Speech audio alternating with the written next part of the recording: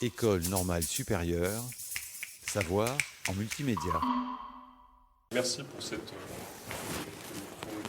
bien en route, pour cet exposé à plusieurs volets et qui, je pense, nous fait bien comprendre la complémentarité à la fois de ton bagage de physicien et puis des questions que tu peux poser de philosophie, en un sens qui non seulement explique, mais aussi permet de critiquer un certain nombre d'entités suspectes. Alors, j'aurais une question juste d'éclaircissement, ou peut-être un point sur lequel tu es passé vite au début, ou peut-être que tu peux en rajouter un petit peu. Quelque chose qui est plus de l'ordre du commentaire, et puis une question, mais ce sera très rapide, rassurez-vous tout le monde, sur un peu la manière dont tu envisages la philosophie des sciences. La question d'éclaircissement, c'est que tu as fait une distinction au tout début de l'exposé entre loi physique et loi de la physique. Donc je vois à peu près à quoi ça peut correspondre dans ce que tu expliques, mais peut-être que ce ne serait pas inutile de montrer pourquoi il y a lieu de maintenir cette distinction, parce qu'on pourrait dire les lois de la physique, c'est les lois des physiques qu'on connaît, donc il n'y a pas lieu de distinguer les deux. L'autre chose, c'est effectivement, j'ai beaucoup apprécié le renversement que tu fais quand tu expliques que la question de l'origine, c'est pas un amont absolu, mais c'est un aval. C'est tout en bas. Alors tu l'as expliqué d'une manière où on entendait que c'était en gros l'aval des conditions qui préexistaient ou auraient préexisté à notre univers, mais on peut l'entendre tout aussi bien comme l'aval, c'est-à-dire c'est le point le plus bas à partir duquel on peut aller, à partir des théories dont on dispose aujourd'hui, puis ton tableau le montrait bien, enfin jusqu'où on peut remonter, en gros, à partir de l'instant présent, petit à petit, en extrapolant. Et dans ce cas-là, est-ce que ça suffit pas à dire, voilà, qu'on peut tout à fait se guérir ou se dispenser de l'idée de cette singularité.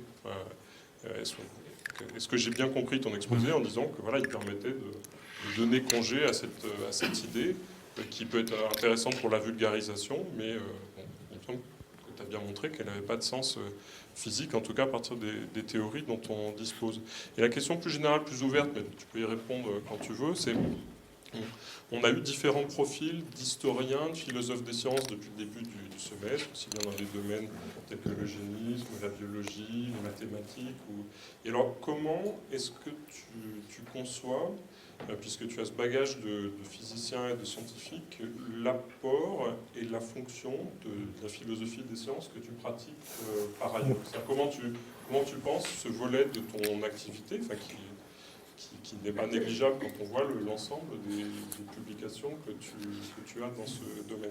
Donc une question peut-être d'éclaircissement, l'autre qui est plus un commentaire ou une impression sur l'amont et sur l'aval, et puis ton sentiment, ton analyse de ton propre travail en philosophie des sciences. Merci. Alors, pour les lois physiques, si vous prenez, par exemple, simplement la physique quantique, élaborée dans les années 20, qui décrit maintenant 3 des 4 interactions. Comme vous le savez sans doute, elle n'a jamais été mise en défaut par un quelconque résultat expérimental, y compris lorsque ses prédictions sont tout à fait étonnantes. Je vous rappelle que la physique quantique a permis de prédire un phénomène qui s'appelle la non-séparabilité quantique. Deux particules à distance qui ont été corrélées dans le passé demeurent corrélées plus fortement que ce qu'aucune corrélation classique ne permettrait. Ça, personne... Si on avait dit à Einstein que c'était vraiment possible, il serait tombé de sa chaise. Or, ça a été prouvé. Et donc, il y a une sorte d'efficacité de la physique quantique absolument incroyable, qui se mesure par exemple par le fait qu'on est capable, à partir de calculs ab initio, de calculer ce qu'on appelle le moment magnétique du muon, peu importe ce que c'est, avec 12 chiffres après la virgule. Et on est capable, par une expérience très précise, de mesurer cette quantité et voir que les 12 chiffres obtenus après la virgule coïncident avec le calcul. Alors vous pouvez dire que c'est un miracle, mais quand même. Bon. Et on est capable aussi c'est peut-être le plus spectaculaire, de prédire l'existence de nouvelles sortes d'objets physiques à partir d'arguments mathématiques de la physique quantique. Par exemple, on a prédit le boson de Higgs. Et vous savez qu'au CERN, le boson de Higgs qu'on a détecté, il est exactement comme on l'avait calculé, aux grandes dames des physiciens qui auraient aimé quelques surprises. On a prédit les quarks de la même façon, les bosons intermédiaires de la même façon. C'est quand même pas rien d'être capable, à partir d'arguments d'une théorie, de prédire qu'il existe dans l'univers des types d'objets qu'on n'avait jamais vu. Le champ de X, pour ceux qui connaissent, c'est ce qu'on appelle un champ scalaire. C'est un champ qui est mesuré par un seul nombre. On n'en avait jamais vu. Bon, maintenant, on sait qu'il existe des champs scalaires. C'est quand même un truc énorme qui permettra peut-être d'avoir des idées consistantes pour résoudre le problème de l'énergie noire, par exemple. Et donc, constatant cette efficacité incroyable de la physique quantique, il y a eu que trois révolutions en physique au XXe siècle. Hein. Il y a eu beaucoup de découvertes, mais il n'y a eu que trois révolutions. La mécanique quantique, la relativité restreinte, la relativité générale, rien d'autre. Et le fait qu'elles résistent, alors qu'elles sont apparues au début du XXe siècle, qu'elles aient résisté telles quelles à un siècle de physique, ça veut dire qu'elle a des principes assez solides. Simplement, constatant cette efficacité, qu'est-ce que vous dites de la réalité? Est-ce que vous allez dire le réel est quantique, puisque la mécanique quantique le décrit bien?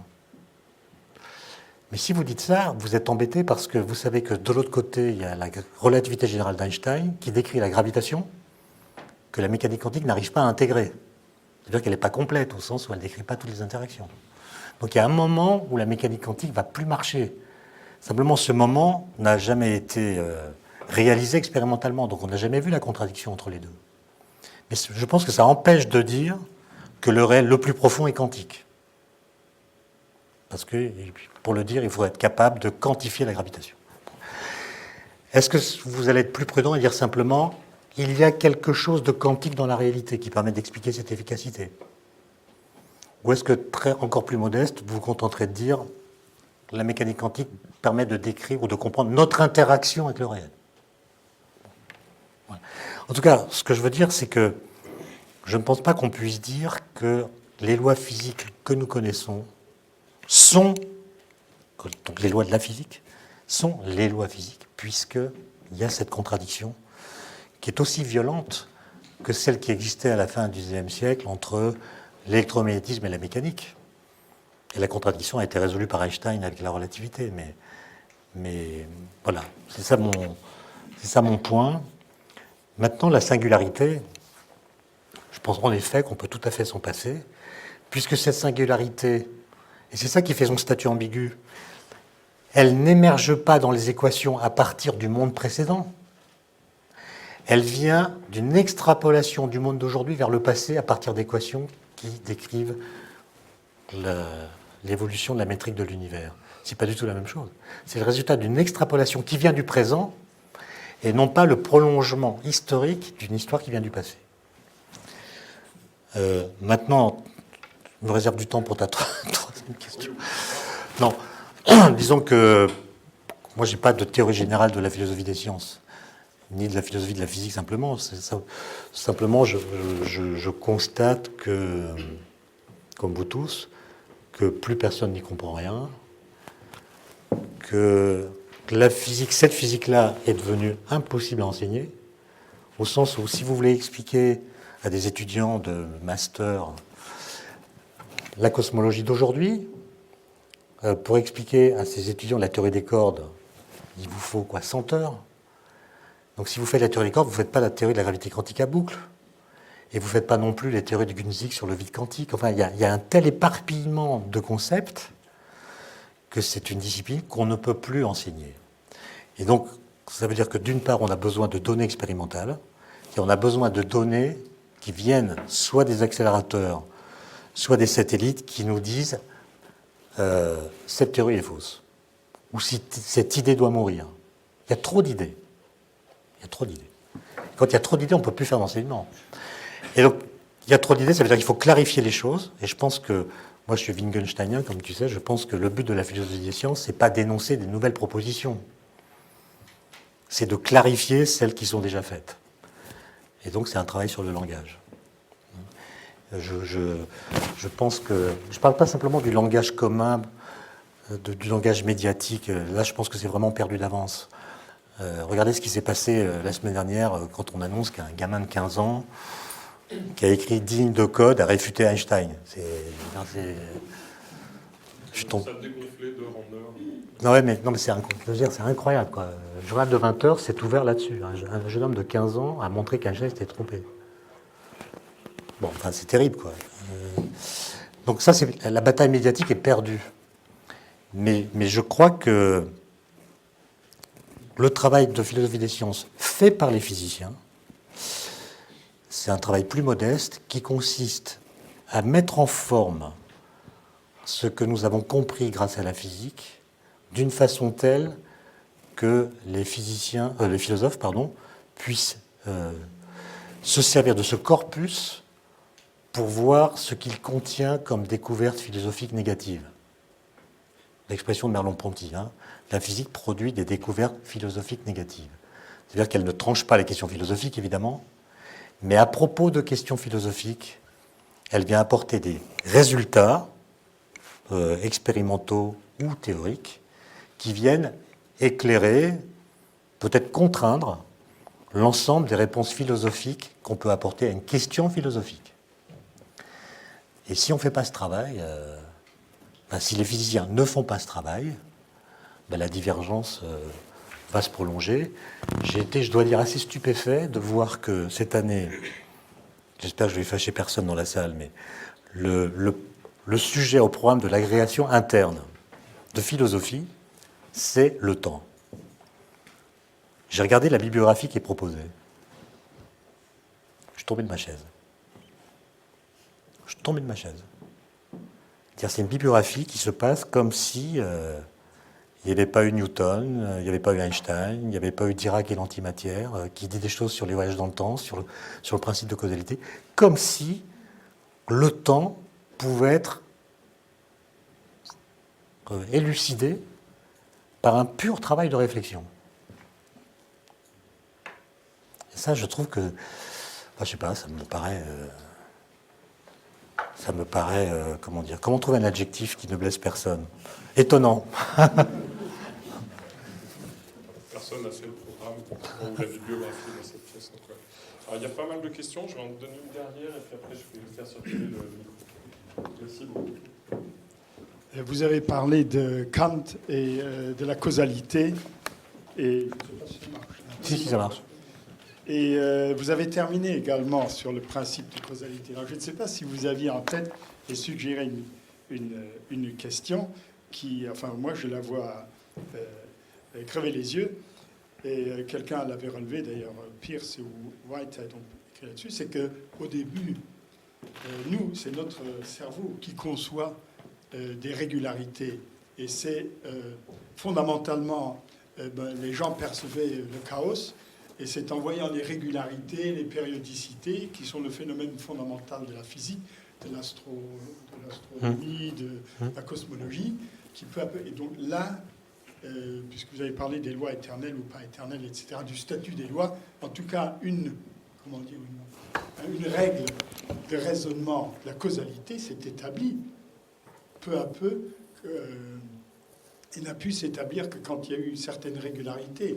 Donc c'est peut-être quelque chose de contingent. Quel est votre commentaire là-dessus? Voilà. Alors, la causalité, c'est un énorme sujet. Oui, mais simplement, en 2 minutes.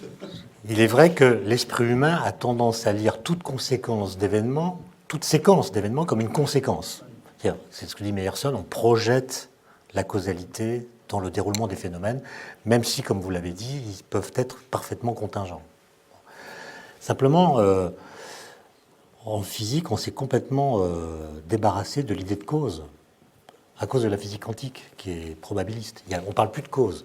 Et donc, ce que j'appelle la causalité, le principe de causalité, c'est simplement un principe presque de la palisse, qui consiste à dire que si un événement a eu lieu, il a eu lieu. C'est-à-dire, vous ne pouvez pas défaire la vérité du passé.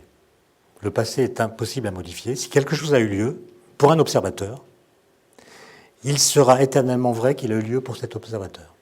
Et donc, vos théories physiques doivent simplement, non pas déployer une relation de cause à effet entre les phénomènes, mais avoir une structure mathématique qui protège tout événement d'une éventuelle rétroaction qu'auraient ses effets sur lui-même. C'est-à-dire que le temps n'existe plus. Non, au contraire. C'est Gödel qui a interprété, je crois, pour le 72e ou 15e anniversaire d'Einstein, en disant que son interprétation, qu'il n'y avait pas de temps. Je crois que c'est ça. Non. Gödel, il a trouvé une métrique pour la relativité générale qui permettait des voyages dans le temps, c'est-à-dire des boucles spatio-temporelles, à condition que l'univers soit cylindrique. Or, il n'est pas cylindrique. D'accord.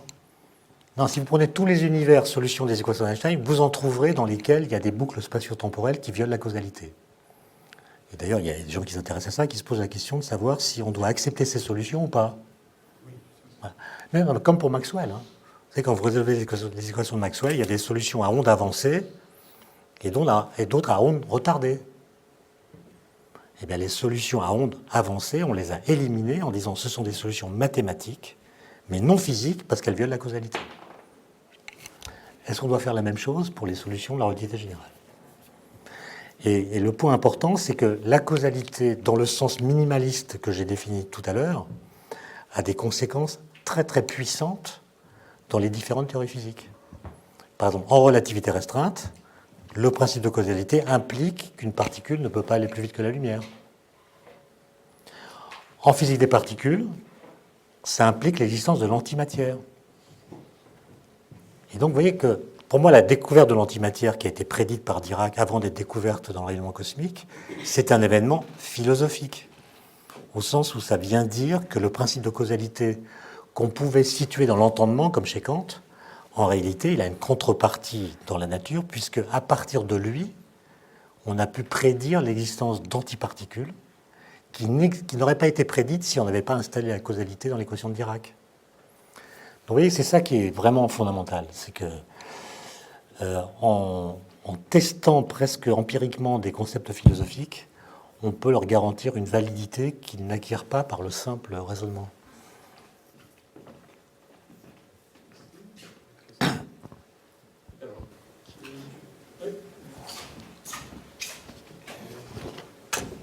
Bon, je voudrais. Bon, c'est une question justement concernant le langage. Et vous dites qu'effectivement il faut faire un travail sur le langage et vous l'avez fait par rapport, par exemple, simplement au mot origine. Mais aussi, par exemple, au mot réel. Puisqu'effectivement, la question du réel, ça fait problème. En d'autres choses, parce qu'effectivement, après, quelque chose. Quelques-unes des choses auxquelles vous avez fait allusion concernant la mécanique quantique posent en question l'idée même du réel, si par exemple on entend qu'il y a des choses douées de propriétés. Ça quitter quand même un minimum pour pouvoir parler de réalité.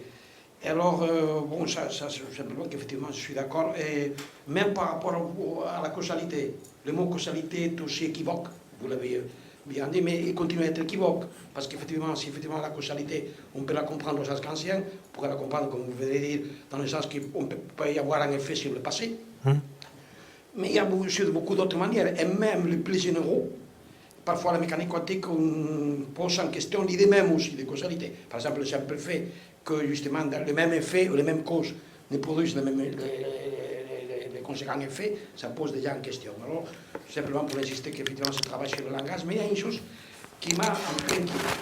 Vous dites que vous avez beaucoup fréquenté le colloque et que vous nous dites, d'ailleurs vous avez raison, disons que la mécanique quantique a prévu des choses étonnantes, par exemple les corrélations non seulement qui violent les inégalités de Bell, mais même au niveau phénoménologique des expérimentations comme celle de Seilinger récente dans une île en Espagne, des choses absolument étonnantes, même pour le sens commun phénoménologique. Là, je suis tout à fait d'accord, mais vous nous dites que quand même, il faut ce que nous apprenons de la physique. Le problème, c'est justement ce que nous comprenons grâce à la physique. Le problème, c'est que je me demande si la physique, par exemple, toutes ces corrélations quantiques et tout ça, si nous les comprenons vraiment. Ça, c'est le mot comprendre qui est aussi très équivoque. Parce que la physique quantique fait des descriptions étonnantes. Et en plus, des protocoles mathématiques qui 20 ans après ou 15 ans après se réalisent de façon expérimentale. Ça, c'est le cas de Seilinger, exactement. Il a fait son premier protocole mathématique il y a 20 ans. Mais, bon, là, mais ce qui m'a inquiété, c'est quand vous me dites que les gens qui font des théories des cordes, par exemple, et vous nous avez dit qu'effectivement, et ça c'est les philosophes nous disent toujours, si on s'occupe des théories des cordes, il faudrait 400 heures, comme vous nous dites, simplement pour s'y engager un petit peu. On ne peut pas le faire, pas tout faire, il faut chercher des points d'intersection qui ont une signification philosophique. Mais quand vous me dites que les gens qui font de la théorie des cordes, et que nous dites en plus que la théorie des cordes, c'est bien compris que parfois c'est très difficile à tester, et que cette discipline, aussi ambitieuse, aussi difficile à tester, de telle manière que ce serait de la métaphysique, dans un sens un peu péjoratif. Et quand vous me dites qu'ils n'ont pas de rapport avec les autres, c'est ça qui m'inquiète. C'est-à-dire cette impossibilité qu'aujourd'hui on puisse avoir une réflexion commune, si c'est que la physique nous dit, parce que les physiciens eux-mêmes sont éparpillés. C'est plus qu'une question, c'est une remarque qui m'a absolument inquiété. Je ne savais pas que les théories des cordes étaient tellement à l'écart, disons, tous les autres. Bon, Alors, par quoi je commence? Peut-être par la fin, c'est-à-dire... Non, mais en gros, il y a 4000 cordistes dans le monde, 4000 physiciens qui travaillent sur les cordes. Il y a eu un grand colloque à Paris en 2006, au Collège de France, où 500 d'entre eux étaient venus. Mais c'est parce que la théorie des cordes, c'est pas quelque chose que vous pouvez faire comme ça en amateur, en y passant légèrement. Vous devez y consacrer votre thèse, votre carrière. Et une fois que c'est engagé, c'est engagé. Les gens qui sont sur les autres pistes sont plutôt des outsiders, si vous voulez, qui ont été pendant très longtemps méprisés par les cordistes. Et aujourd'hui, c'est un peu plus équilibré, puisque la théorie des cordes peine à démontrer sa vérité, entre guillemets. La question est de savoir si la physique va demeurer une science expérimentale. C'est à mon avis la bonne définition, c'est-à-dire que si on en restait là, sans autre indice venant du réel, la théorie des cordes serait considérée aujourd'hui comme une métaphysique mathématique, l'équivalent moderne du Timée de Platon, si vous voulez. Et simplement, c'est pas satisfaisant, ça. La question, c'est comment est-ce qu'on va tester ces modèles, sachant que, comme je vous l'ai dit, avec 3 milliards d'euros, on accélère des protons à l'énergie d'un moustique en vol, alors qu'il faudrait avoir une machine qui les accélère à l'énergie d'un TGV. Alors même si on avait l'argent, on ne saurait pas comment faire. Et donc, il y a une espèce d'écart monstrueux entre ce que nos théories à l'ébauche permettent d'envisager et ce que nos machines permettent de tester. Et donc, on est vraiment à la croisée des chemins. Je ne vais pas rentrer dans la politique, mais si au LHC, dans les 10 ans qui viennent, on va doubler l'énergie des collisions, on ne voit rien d'autre que le Higgs qu'on vient de découvrir, on ne voit pas d'indication d'une dimension supplémentaire d'espace-temps, on ne voit pas de particules de matière noire, c'est-à-dire on ne voit aucun indice d'une nouvelle physique qui mériterait d'être explorée à plus haute énergie, il est évident qu'aucun gouvernement ne financera le projet suivant. Auquel cas, la discipline va s'éteindre. Si au contraire, on découvre des choses étonnantes, il y aura beaucoup d'idées qui vont tomber et on pourra faire un programme plus resserré et plus crédible sur la machine qu'il faut faire pour explorer la suite. Vous voyez ce que je veux dire? Là, la suite de l'histoire, d'une certaine façon, ne dépend plus de nous. Elle dépend du réel. Enfin, moi, ce que j'appelle le réel. C'est-à-dire, elle dépend de ce que les prochaines données vont révéler, sachant que le LHC n'a pas de machine concurrente. C'est la seule machine au monde. Les Américains ont arrêté. Donc, il y a une seule machine au monde, c'est le LHC. Et la suite de l'histoire de la physique des particules expérimentales dépend de ce que le LHC va dire ou ne pas dire. Mais c'est efficace, juste pour finir là-dessus. Vous avez peut-être entendu parler d'une théorie qui s'appelle la supersymétrie. Voilà, qui est née dans ces bureaux-là, dans les 70. Une théorie qui unifie les forces et les particules d'interaction et les particules de matière. C'est Pierre Fayet et d'autres qui l'ont initiée ici.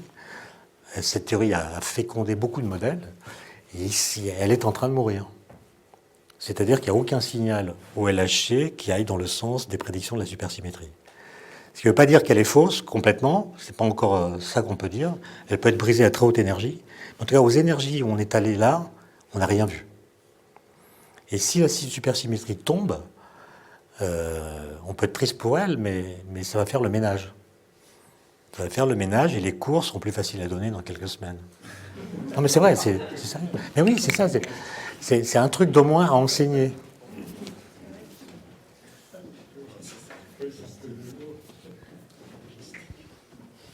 Bonjour. Merci des explications sur la gravité quantique à boucle et puis sur la théorie des cordes. J'avais pas bien vu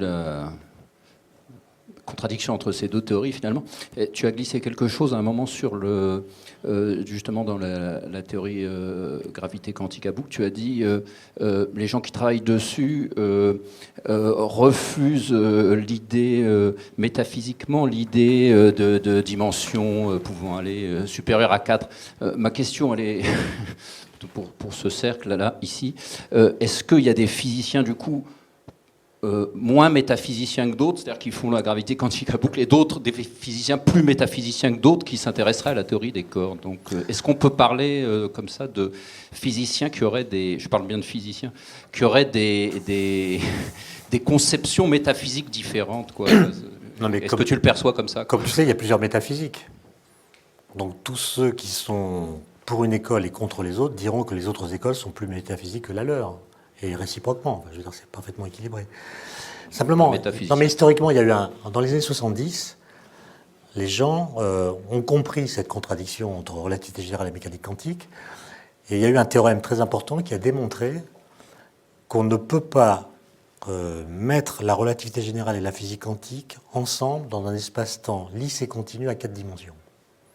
Donc l'idée, c'est que tu ne peux pas faire l'unification dans l'espace-temps ordinaire. Alors, qu'est-ce que tu fais, quoi? Et à partir de ce constat, les gens ont tenté toutes sortes d'hypothèses, plus ou moins dingues. Par exemple, il y a des gens qui ont essayé de chercher des groupes de symétrie contenant tous les groupes qui sont utilisés dans le modèle standard pour caractériser les interactions, SU5 par exemple. Un groupe qui contient tous les autres groupes comme sous-groupes. Et avec ça, on a une théorie d'unification qui est une théorie de jauge dans laquelle on insère la gravitation. Ça n'a pas marché. C'est une théorie qui prédisait que le proton doit avoir une durée de vie non infinie. On n'a jamais pu tester ça. Donc, il y a quelques pistes comme ça qui ont échoué. Et puis, voyant que ça ne marchait pas, ils se sont dit il faut refaire comme on l'a fait avec la physique quantique, c'est-à-dire choisir des hypothèses complètement dingues. On augmente le nombre de dimensions d'espace-temps, puis on voit ce que ça donne. Kaluza-Eklund l'avait fait dans les années 20. Quand tu prends... C'est quand même un résultat incroyable. Tu prends un espace-temps à 5 dimensions pour t'amuser comme ça, et dans cet espace-temps à 5 dimensions, tu écris les équations d'Einstein. Une fois que c'est fait, tu projettes ces équations dans un espace à 5 dimensions, dans un espace à 4 dimensions.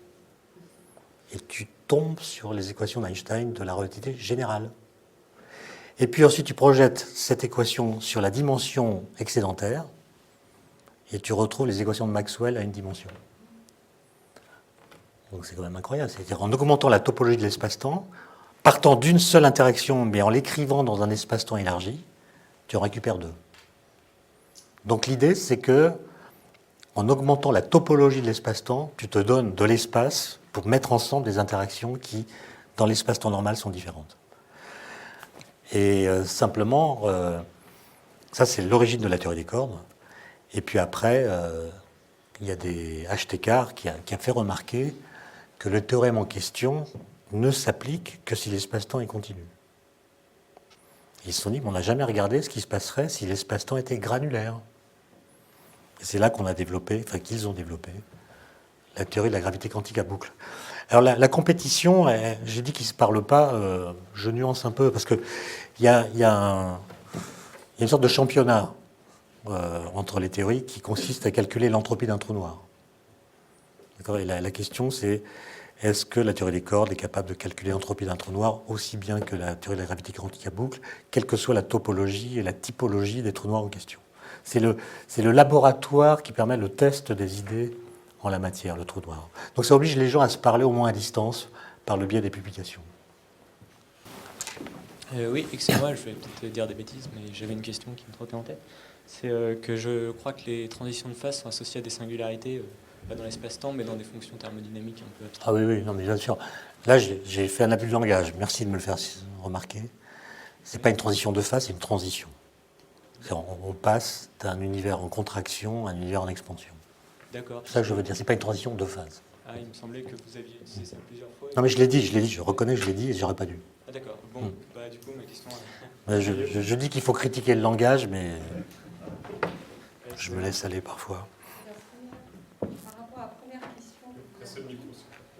Par rapport à la première question qu'a introduit, en fait, vous n'avez pas vraiment répondu à la question. Comment? La première question, que diraient les équations de la physique si elles pouvaient parler? Dans l'absolu, Ah ben vous non. n'avez pas vraiment répondu, c'est ça le... Moi, j'ai répondu pour le Big Bang, c'est-à-dire ce que disaient les équations des années 50, par lesquelles on a fait la première cosmologie scientifique, comme si l'univers était intégralement dominé tout au long de son histoire par la gravitation. C'est les équations dont j'ai montré les solutions, là, les équations d'Einstein. Ben, qu'est-ce qu'elle dirait si elle pouvait parler? Ben, elle dirait ce qu'on disait dans les années 50, Big Bang, etc. Engendrant des questions métaphysiques, qu'est-ce qu'il y avait avant, etc., qui ont été posées.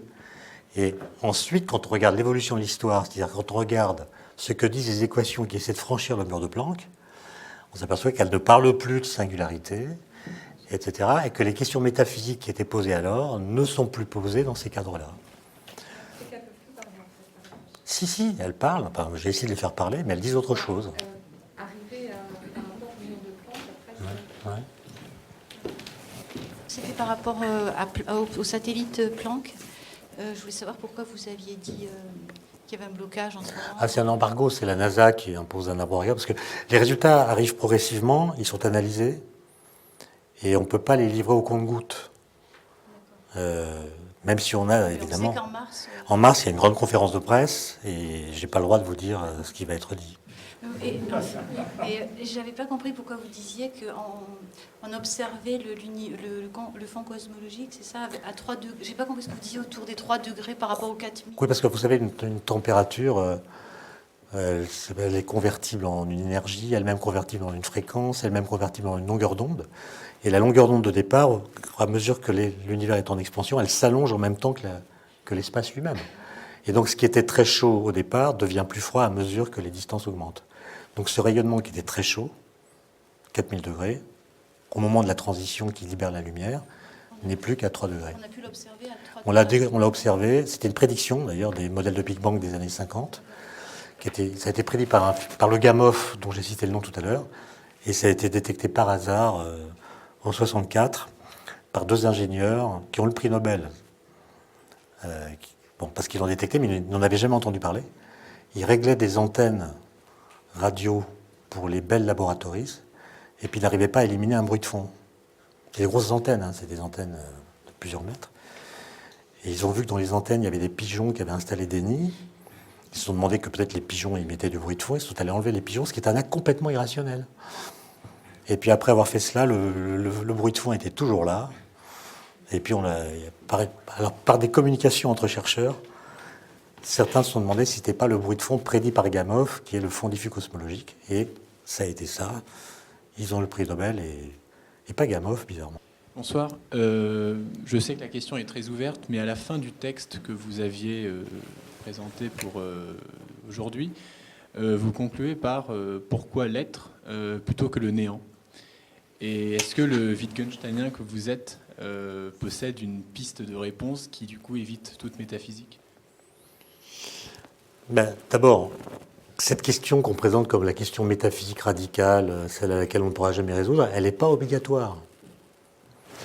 Les Chinois n'ont jamais posé ces questions, par exemple. Enfin, c'est ce que j'ai compris de ma lecture de grands sinologues.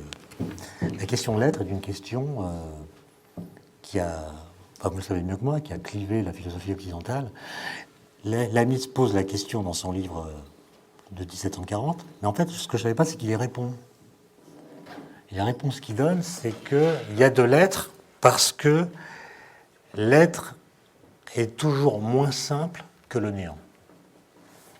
Et donc l'être, quel qu'il soit, c'est la formule de tout à l'heure, c'est toujours mieux que rien.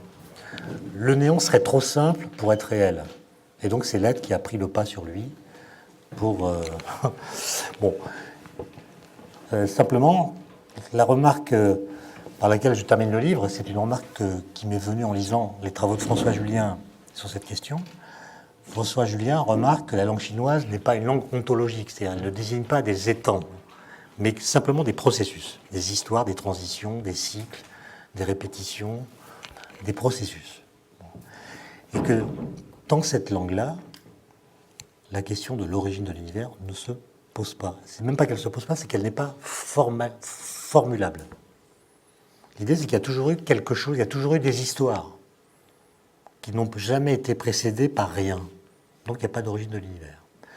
Alors, comme au CERN où je travaille, il y a des physiciens de toutes les nationalités, j'ai parlé avec les physiciens chinois en leur demandant est-ce que vous, l'origine de l'univers, ça vous parle? Et ils m'ont confirmé que ça ne veut rien dire pour eux. Ça ne veut rien dire.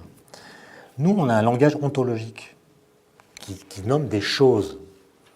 Ces choses étant là, on se demande d'où elles viennent, surtout quand on apprend qu'elles sont elles-mêmes le résultat d'une histoire. On se demande d'où elles viennent.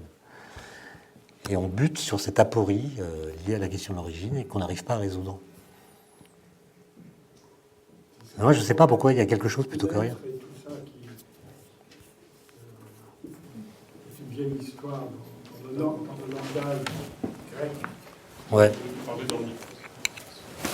Et juste puisque c'est évoqué là, la structure métaphysique par le langage, par les Grecs, par le système de l'être, qui existe. Enfin, je pense donc je suis, enfin, ce système d'être qui substantive complètement et qui n'existe pas, effectivement, je crois, qui a la même difficulté, qui n'est pas compris et qui, on voit là que nous, en Europe occidentale, pas seulement le grec, mais aussi le français ou l'allemand, on structure, on a toute une sorte de métaphysique et de questions qui surviennent par le langage, mais pas du tout autrement. Ça a été étudié.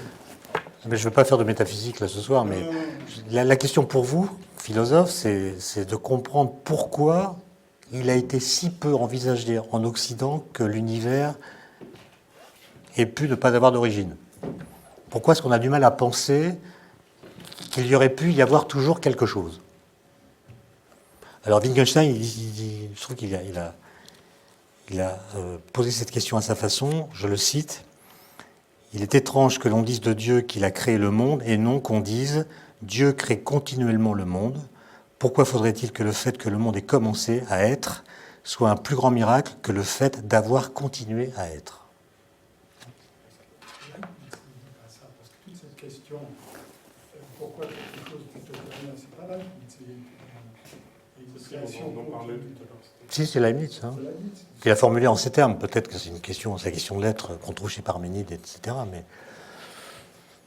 Il y a une question, je crois qu'on arrive bientôt à la fin de la séance. Mais bon, quand on a d'autres questions. Étienne, tu as conclu un peu sur ce décalage entre ce type d'approche où justement on s'intéresse un peu à ce qui aurait pu être avant, etc. Et puis le langage qui revient continuellement d'un Big Bang, des temps très brefs qui ont suivi le Big Bang. Et tu rapportais les propos d'un physicien qui disait on ne peut pas faire autrement, sinon on n'est pas compris. Mais ceci appelle deux questions.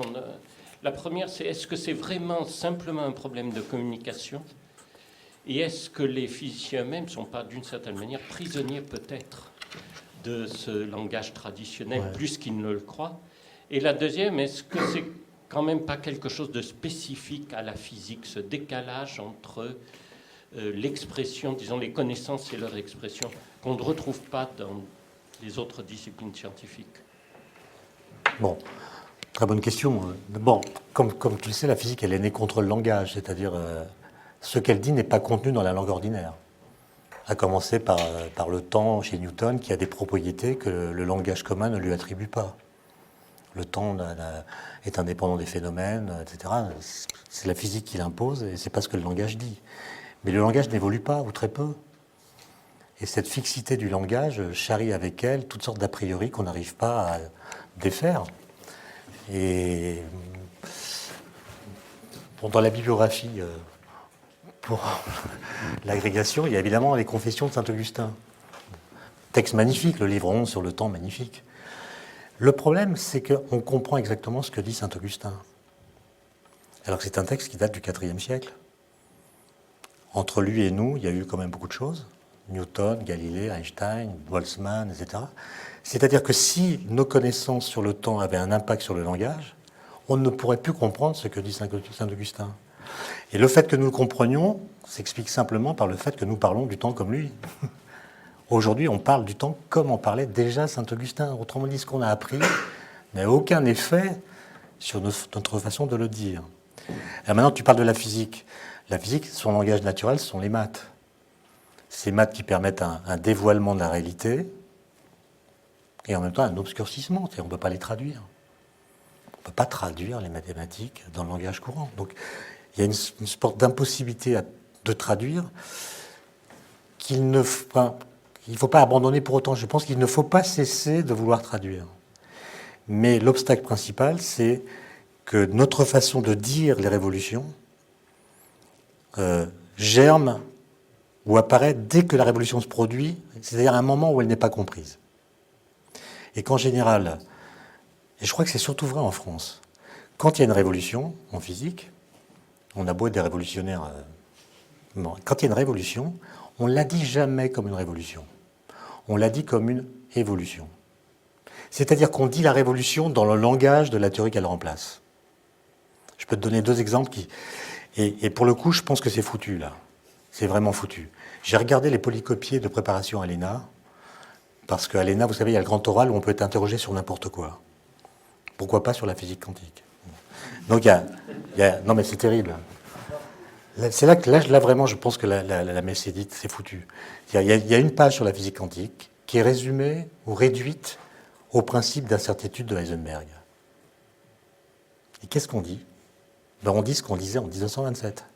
C'est-à-dire, la physique quantique établit qu'on ne peut pas connaître avec une précision arbitraire la vitesse et la position d'une particule.